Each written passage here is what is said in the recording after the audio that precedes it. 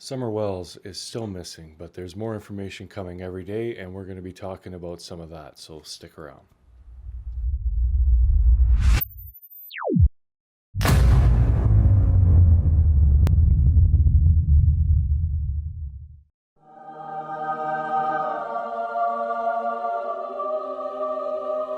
What's going on, everybody? It's me, Prairie Boy 77, aka Mr. Share, aka the Beard of Reason, aka the Voice of Reason, and today we're talking about Summer Wells.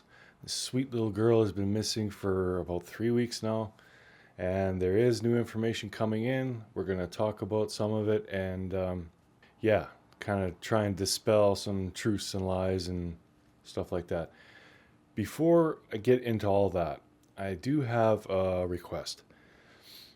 I've seen, going to Candace Summers' mother, her TikTok, and I've seen some nasty comments and stuff like that. And I want to urge you people not to do that for two reasons. One, if they are innocent.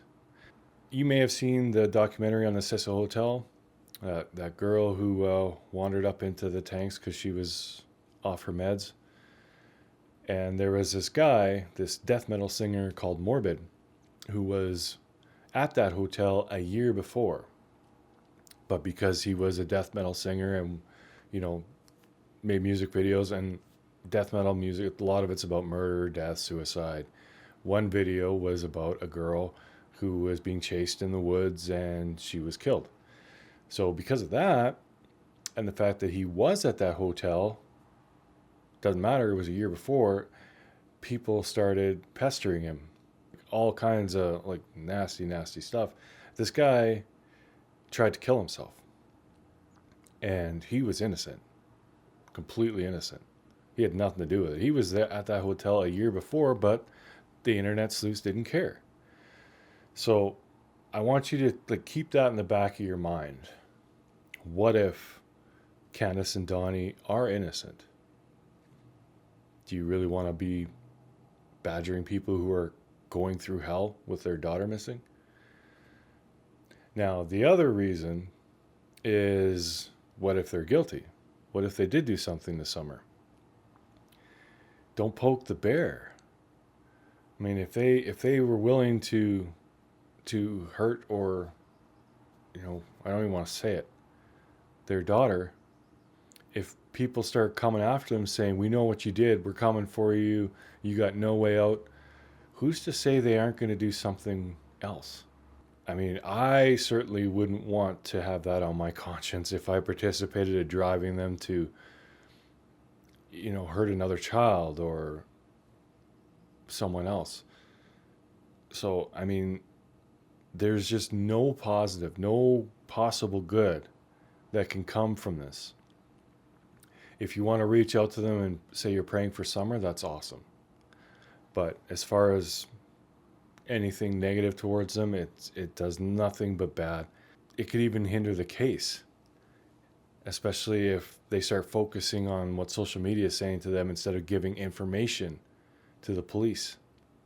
So, yeah, just let the beard of reason sink in.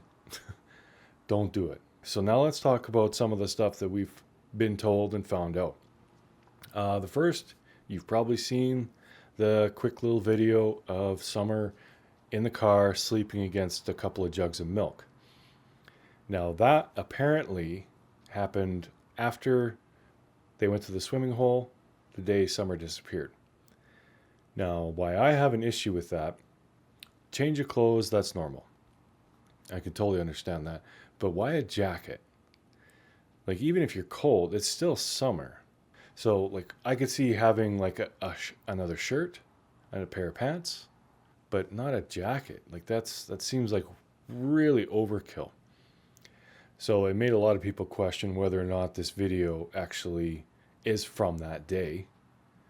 And it seems to be coming out that it's not. A lot of people are saying it's not from that day. But Candace said it was. So if Candace lied, then that's pretty much open and shut right there. There'd be absolutely no reason for her to lie about that. So if she did, she's definitely trying to mislead the police. So she's guilty. That's it. If that video isn't from that day. Don't know if it is, don't know if it isn't, but a lot of people are saying it isn't, and I think it's because of the jacket thing, but we don't know. That's just one thing. And now there's another thing that's come out very recently about Donnie himself. Apparently his sister had some not so nice things to say about what Donnie did to her growing up, and about the way Donnie and Candace cared for their children. I'll spare you all of the details, but there are a couple of pretty nasty things, like the children have been neglected, basically. Their diapers being full for so long, the poop had maggots. Kind of gross stuff. And multiple issues with child services, to the point where they were moving states to avoid any persecution. Don't know if that's true. But again, that's out there. So yeah, there is a lot of information that's coming out that definitely points to Candace and Donnie could have easily done something to Summer. But again, we don't know. So it's not a good idea to just jump on that train and run with it. And it's definitely not a good idea to go after Donnie and Candace. Because, I mean, if they're innocent, they're going through hell with their daughter missing. If they're guilty, you don't know what they're capable of and what you could push them to do next. So either way, not a good idea. But yeah, those were a couple of the big things. And we're going to be trying to verify this information and see what's true and what's not. But it does seem odd to me that the sister would say this stuff while this is going on, if it is a lie. Because, I mean, unless you really, really hate that family, why would you put that extra negative on them at a time like this? It does seem to me that she is being truthful, and that the police need to look harder at the parents. And I'll end this by saying, whatever you think about what happened, and whoever you think's guilty, it's about Summer. So put your heart and your thoughts and your prayers into Summer. Don't go after the parents. Don't harass them. Just pray for Summer. Pray that she's okay somewhere, somehow, and she's going to be all right. But anyways, that's it for this one, guys. Thanks for watching. Take care, and we'll catch you on the next one. And until then, this is Prairie Boy 77, aka Mr. Share, saying good day, good night, and Godspeed.